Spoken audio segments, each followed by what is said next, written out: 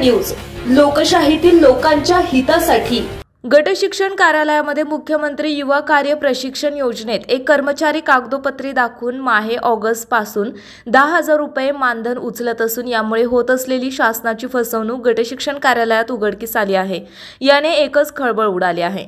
परंडा गट शिक्षण कार्यालयामध्ये एक महिला कर्मचारी काम करत असल्याचे भासून मुख्यमंत्री युवा कार्य प्रशिक्षण योजनेत माहे ऑगस्ट, सप्टेंबर, नोव्हेंबर, डिसेंबर या महिन्याचे प्रत्येकी 10,000 रुपये शासनाकडून लाटले असल्याचं समोर आलंय।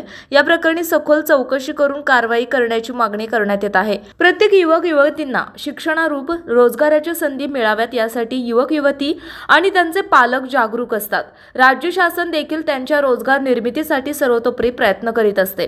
युवा वर्गाचे शिक्षण पूर्ण झाल्यानंतर वेळेत योग्य मार्गदर्शन आणि व्यवसाय करणाऱ्यांसाठी भांडवल उपलब्धता शासन विविध योजनांच्या माध्यमातून करून देत आहे। रोजगार इच्छुक युवक युवती आणि रोजगार देणाऱ्या विविध आस्थापना यांच्यामध्ये संवाद आणि समन्वय साधून उद्योग क्षेत्राला आवश्यक असणारे कुशल मनुष्यबळ आणि युवा वर्गाला रोजगाराच्या अधिकाधिक संधी उपलब्ध करून देण्यासाठी महाराष्ट्र शासनाने मुख्यमंत्री युवा कार्य प्रशिक्षण योजना सुरू केली होती। या योजनेत 12वी उत्तीर्ण ITI पदविका, पदवी आणि पदव्युत्तर शैक्षणिक पात्रता धारण केलेल्या युवकांना प्रशिक्षणाअंती अधिकाधिक रोजगाराच्या संधी उपलब्ध होण्याबरोबरच विद्यावेतन देखील देण्यात आले आहे। गट शिक्षण कार्यालयात डाटा एंट्री ऑपरेटर म्हणून काम करणाऱ्या कर्मचाऱ्यांच्या पत्नीच्या नावाचे कागदपत्रे दाखवून शासनाची आर्थिक फसवणूक करीत कर्मचाऱ्यांचे मानधनाचा लाभ घेत असल्याचे निष्पन्न झाले। या प्रकारामुळे शासनाची मोठी आर्थिक फसवणूक होत असल्याची गंभीर बाब गट शिक्षण कार्यालयातील अधिकारी यांना दिसत नाही का?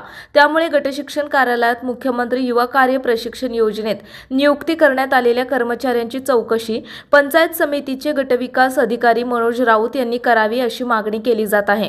हजेरी पत्रकात खाडाखोड दिसून येते।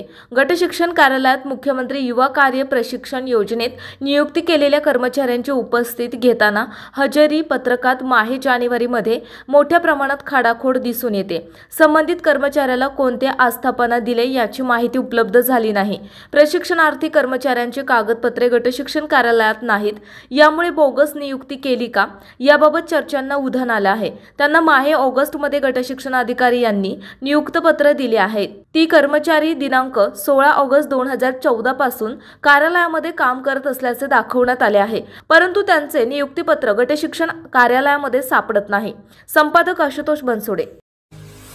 आपल्या परिसरातील महत्त्वाच्या आणि ताज्या बातम्या पाहण्यासाठी लोककल्याणार्थ न्यूज चॅनलला YouTube वर सबस्क्राइब करा आणि बेल आयकॉन प्रेस करा।